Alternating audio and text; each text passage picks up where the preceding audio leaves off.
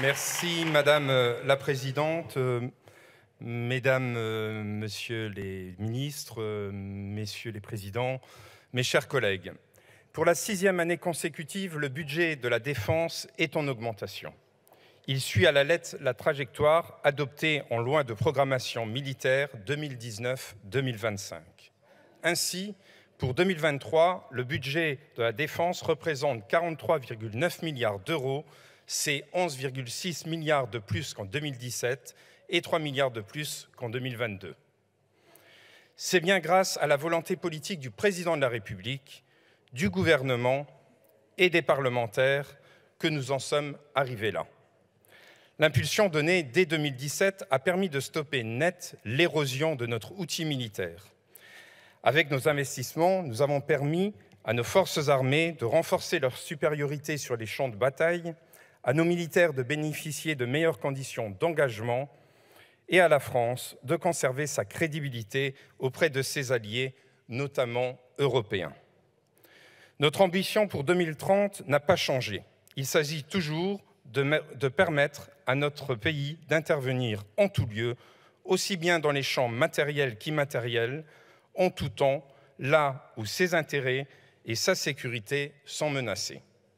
Cette ambition, nous n'y dérangeons pas. Objectivement, le budget 2023 suit le cap que nous nous sommes fixés. Tout d'abord, il poursuit les efforts indispensables pour moderniser, renouveler et entretenir nos équipements avec 38 milliards de commandes militaires ainsi d'importantes livraisons. Cela est bien évidemment essentiel aux missions de nos forces armées et permet en plus de soutenir notre tissu économique jusque dans nos territoires. Par ailleurs, il permet de faire entrer notre industrie de défense dans une logique d'économie de guerre. Il garantit également des investissements pour notre dissuasion nucléaire et dans des domaines hautement stratégiques comme l'espace, les grands fonds marins, la cyberdéfense, le renseignement, la recherche et l'innovation de défense. Tout cela participe au renforcement de notre autonomie stratégique.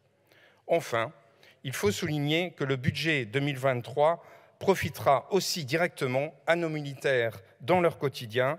Je pense ici aux moyens mis en œuvre pour améliorer l'équipement et leur quotidien. Je pense également au plan famille qui va continuer à se poursuivre.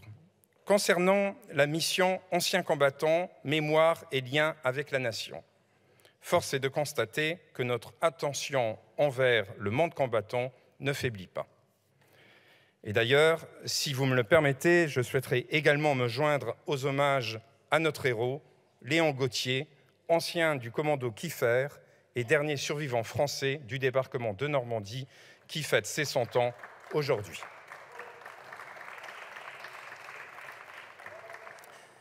La nation doit reconnaissance à ses anciens combattants. C'est pour cela que nous menons un dialogue constant avec le monde combattant. Nous avons montré à maintes reprises notre attachement envers le renforcement lien armée-nation et armée-jeunesse. C'est donc sans surprise qu'en 2023, les droits acquis pour nos anciens combattants sont maintenus au même titre que les moyens en faveur de la politique de mémoire. J'en profite pour souligner également le soutien actif prévu pour nos militaires blessés. En 2023, cela concerne notamment la pérennisation du dispositif Athos qui favorise la réhabilitation psychosociale adaptée aux militaires. Mes chers collègues, il y a une chose qui est certaine et dont nous devons continuer à nous porter garant.